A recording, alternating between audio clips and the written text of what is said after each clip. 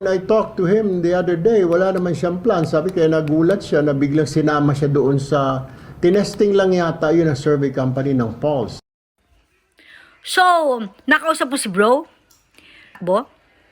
And maniniwala kami sa inyo? Oh my Jim. Nabudol yun na kami many times. But not this time. Not this time, okay? Alright? May gulay. Conditioning yan sa mga kalaban nyo eh. Obviously, ganun ang ginagawa nyo. Because remember, Binay, nung maaga niyang dineclare ang pagtakbo niya bilang presidente, kinuyog. So, same with Villar. So, because of that experience, natakot din kayo na ganun ang mangyari sa inyo. Baka mamaya, mag-iba ang survey. Dahil alam naman nating lahat na unti-unti naglalabasan ang mga bashers. Actually, hindi lang mga bashers ito.